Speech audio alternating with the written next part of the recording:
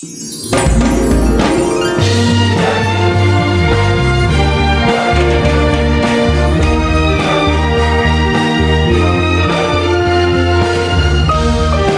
Mission Report. Shalom dan happy Sabat. Cerita mission kita pada hari ini bertajuk Dicekik oleh Tangan Gaib. Cerita ini ditulis oleh Andrew McChesney. Cerita mission ini adalah kesaksian Theophan yang diganggu oleh kuasa gaib. Sesuatu yang menakutkan berlaku ketika Theophan sedang bersiap sedia untuk pergi ke sekolah menengah di negara Afrika Barat Gini pada pagi Sabtu.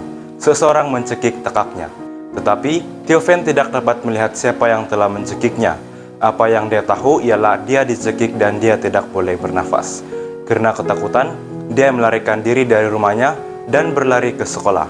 Selepas beberapa lama, dia boleh bernafas seperti biasa semula. Tetapi itu hanyalah permulaan. Apabila Theophan tidak menjagakannya, dia akan merasakan tangan yang tidak kelihatan itu menutup kerongkongnya dan memutuskan bekalan udaranya. Tercungap-cungap, dia akan melarikan diri dan coba mencari tempat di mana dia boleh bernafas. Bapak Theophan membawanya ke hospital, tetapi dokter tidak dapat menemui apa-apa yang salah. Anda normal, katanya. Bapak Theophan membawanya ke hospital lain, tetapi sekali lagi dokter tidak dapat mencari apa-apa yang salah. Semuanya baik-baik saja dengan awak, kata dokter. Tetapi Theophan tahu bahwa ada sesuatu yang tidak kena. Semuanya tidak baik. Dia tidak boleh bernafas. Bapak membawanya ke hospital psikiatri, dokter menentukan pil. Theophan berasa lebih baik selepas mengambil obat itu, tetapi pil itu tidak menghentikan serangan. Selepas beberapa ketika, pil itu tidak membantu sama sekali. Pada titik rendah itulah suatu suara bercakap dengannya. Pergi ke gereja, kata suara itu. Theophan tidak paham. Dia telah pergi ke gereja setiap hari Ahad sejak dia masih kecil. Setahun yang lalu dia telah berhenti pergi. Dia tidak nampak apa-apa untuk kembali. Dia tidak mengendahkan suara itu, tetapi serangan terus berlaku. Suara itu mendesak, pergi ke gereja, katanya. Theophan tertanya-tanya sama ada Tuhan sedang berkomunikasi dengannya.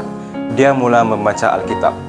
Dia mendapati bahwa dia tidur lebih lena pada waktu malam selepas membaca Alkitab. Dia memutuskan untuk kembali semula ke gereja bersama keluarganya pada hari Ahad. Ketika bapak saudaranya datang melawat, Theophan memberitahu bapak saudaranya tentang serangan yang menyebabkan dia sukar bernafas. Dia bercakap tentang suara keras yang menyuruhnya pergi ke gereja. Bapak saudara Theophan ialah seorang Seventh-day Adventist. Dia bekerja sebagai perintis misi global di Gini. Kamu harus datang ke gereja Adventist untuk berdoa, kata pakcik itu. Itu akan menjadi penyelesaian terbaik untuk Anda. Pada hari Sabtu berikutnya, Theophan pergi ke gereja bersama bapak saudaranya dan dia menghabiskan sepanjang hari di sana. Dia pulang ke rumah selepas matahari terbenam, dipenuhi dengan kedamaian dalaman yang tidak pernah dia alami sebelum ini. Selepas itu, Theophan pergi ke gereja Adventist setiap Sabat dan juga untuk pertemuan doa pada hari Ahad dan Kamis. Pada setiap pertemuan, orang mendoakannya. Seiring berjalan waktu, serangan itu semakin berkurangan sehingga ia berhenti. Theophan menyadari bahwa gereja adalah penting. Dia telah mengalami sesuatu yang di luar kemampuan dokter untuk membantu. Hanya Yesus yang dapat menyelamatkannya. Dia memberikan hatinya kepada Yesus dan menyertai gereja Seventh-day Adventist. Terima kasih atas persembahan Sabat ke-13 Anda 3 tahun lalu yang membantu sekolah Seventh-day Adventist berkembang dengan bilik darjah baharu di Conakry, Gini.